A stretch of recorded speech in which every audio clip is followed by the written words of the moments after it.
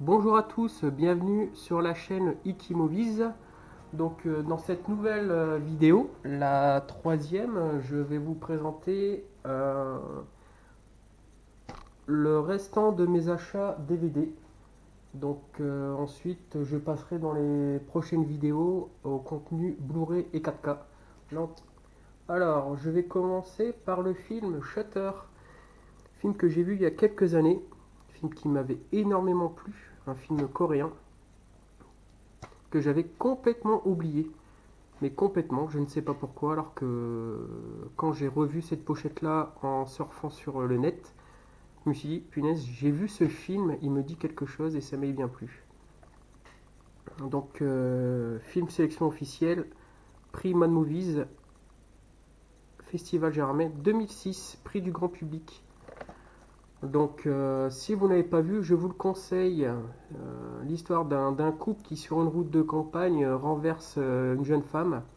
Il décide de prendre la fuite et d'oublier ce qui s'est passé. Et avec le temps, sa compagne fait des rêves étranges, des cauchemars. Et lui, le compagnon, il est photographe. Et quand il prend des photos, il y a des choses qui apparaissent sur les photos, sur la pellicule. Voilà, il remarque des formes mystérieuses sur les photos. Et ensuite, ça se multiplie. Et ils vivent un grand, grand cauchemar. Donc je vous le conseille, c'est un film qui date de 2004. Et il n'est pas facile à trouver à bon prix. Vraiment pas facile. Les prix parfois s'envolent. Celui-là, je l'ai trouvé à un très bon prix. J'ai sauté sur l'occasion.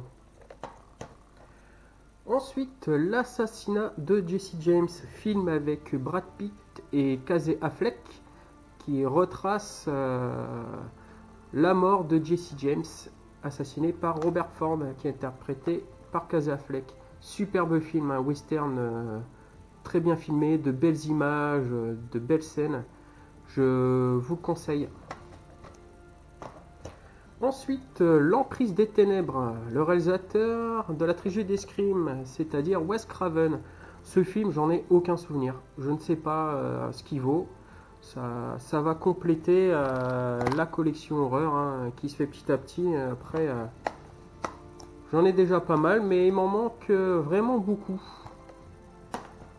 Ensuite, on va passer par les Trémors du 1 à 4. Alors, je vous avoue que les Trémors, je n'ai vu que le premier avec Kevin Bacon, que j'avais loué plusieurs fois au Vidéoclub à l'époque et j'avais jamais eu en ma possession. Je me suis dit, là il était dans une boutique, bon, il y avait les 4. Hein. Bon, bah, allez hop, hein, j'ai pris les 4 d'un coup. Hein. Bon, je pense qu'il y a du bon, du moins bon. Les Dents de la Terre, ouais. La chaîne alimentaire vient d'acquérir un nouveau maillon. Bon, je pense que ça doit tourner un peu l'humoristique, un peu mélangé. La légende commence.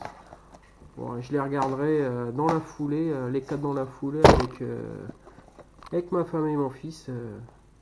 Voilà. Film tout public. Bon, d'accord. Ok. Très mort. Ensuite, The Red Sword. En fait, c'est la légende de Tristan et Iseult. Ça se passe en Angleterre qui retrace l'épopée au XIIe siècle. Fausse alliance, complot meurtrier et trahison se multiplient. Au cœur du brasier, le plus brave des chevaliers sacrifie sa destinée pour l'honneur de son roi et la survie de son peuple. D'après la nouvelle production de Ridley Scott. Je ne l'ai jamais vu. Réalisateur Kevin Reynolds. Durée 2 heures. Bon, on verra si les costumes, les décors, si c'est bien réalisé. J'aime assez les films moyenâgeux ou type Péplum et ainsi de suite. Avec James Franco.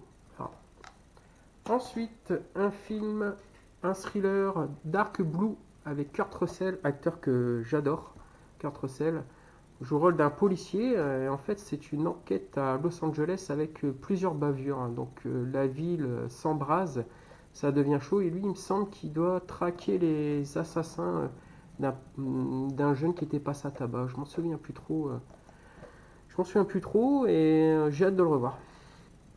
Ensuite, le film Les Intrus, donc une petite comédie sympathique que j'ai découvert sur Netflix. Oui, c'est dans la lignée, voilà, ça copie les Gremlins et autres. Hein. Bon. J'ai trouvé que c'était rigolo. Voilà. C'était un petit moment en famille. Ça passe quoi, ça passe, ça passe. Bon, après, pour 50 centimes, hein, ça fera l'affaire. Ensuite, U571, film que je ne me souviens pas. Je ne sais plus si je l'ai vu ou pas vu. En tout cas, j'en ai aucun souvenir. Film avec un joli casting hein, avec Matthew McConaughey, Bill Paxton, que on a déjà vu dans Twister, dans Alien 2, Un plan simple et dans Emprise. Exactement. Et également Harvey Keitel. Ensuite, je vois qu'il y a Bon Jovi. Ah bah voilà, il fait pas que de la chanson, il est acteur. Bon bah, je sais pas ce que ça vaut en tant qu'acteur, mais je suis curieux. Réalisé par Jonathan Mostow, réalisateur de films d'action. Donc j'aime bien les films de sous-marins, notamment La poursuite d'Octobre Rouge, USS Alabama et le fameux Das Boot. Voilà. Par contre, la pochette est pas terrible. Hein. Le succès Studio Canal, moi, je trouve pas ça terrible. Je préfère une grande jaquette, mais bon. Ensuite, un film que je pensais avoir en ma possession dans cette grande collection. J'en étais persuadé, mais en cherchant bien avec l'application, je me suis aperçu que je ne l'avais pas. Et donc, je me suis mis à sa recherche. Donc, dans les boutiques type Rakuten, c'était un peu cher. Certains vendaient cher. Dans les caches, je ne le trouvais pas pendant un moment. Et il n'existe pas en Blu-ray.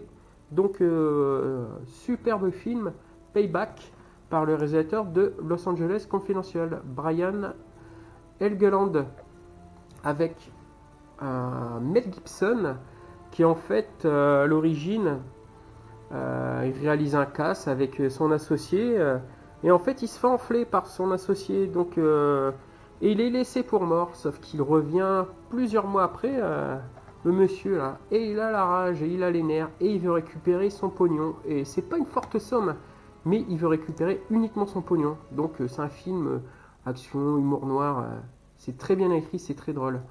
C'est une comédie de gangster très sympa, avec un excellent Mel Gibson. Je vous le conseille. Par contre, pas terrible, il va falloir changer cette boîte. Bon, ben, merci à tous d'avoir écouté et regardé cette vidéo. N'hésitez pas à commenter. Voilà. Tous les avis sont bons à prendre. Bonne journée, à bientôt.